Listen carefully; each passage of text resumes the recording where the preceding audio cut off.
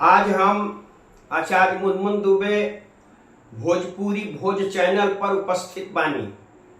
आज हनुमत लाल के जयंती और वीर कुंवर सिंह की भी जयंती बा। यह अवसर पर सबके हम बधाई देतानी। और हमार कुंवर सिंह जी 80 वर्ष के अवस्था में अंग्रेजन के विरुद्ध अपन लड़ाई छेड़ले रहे, तो उनके संबंध में एक गीत प्रस्तुत बा हमरा तरफ से भोजपुरी में। तो कुंवर सिंह जी कहत रही, जिंदगी जश्न है मनाते रहिए, बुढ़ापा क्या करेगा इखलाते रहिए, हमेशा गम में रहने से क्या फायदा, हर फूलों की तरह मुस्कुराते रहिए। तो इसके बाद एक आपके समक्ष में गीत प्रस्तुत करता हूँ।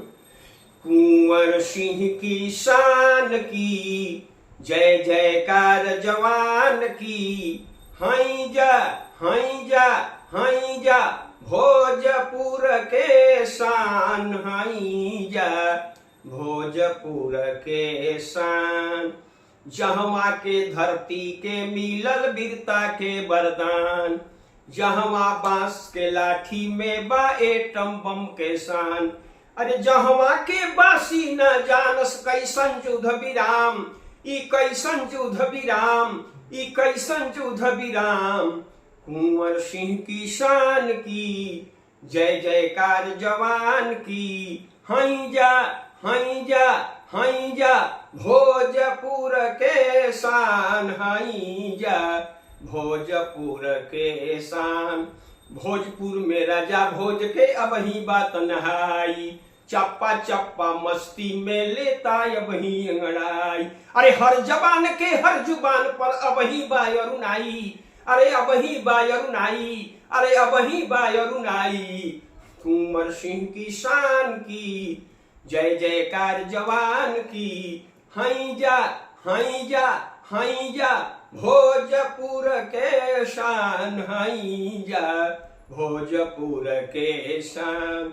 जय हमनी से टकराला वो चूर चूर हो जाला, जय हमनी से टकराला वो चूर चूर हो जाला। गोला गोली ना जानी हम चाही लाठी भाला, गोला गोली ना चाही हम चाही लाठी भाला। अरे दुश्मन चाहे कतनो बा छठी के याद दियाला, छठी के याद दियाला, छठी के याद दियाला।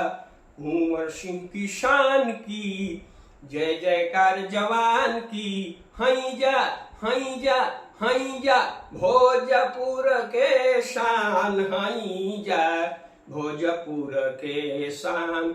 सन 57 में सबसे पहले जागल शाहबाद, वीर बहादुर कुंवर सिंह जी कैले सिंहानाद। तो थर थर थर थर कांपे लागल गोरा के अवलाद, ई गोरा के अवलाद, ई गोरा के अवलाद। कुंवर सिंह की शान की जय जयकार जवान की, हाई जा हाई जा हाई जा भोजपुर के शान, हाई जा भोजपुर के शान। यह गीत बार होगा सब। यदि अच्छा लगे तो सब्सक्राइब करब जा, शेयर करब जा, लाइक करब जा। धन्यवाद।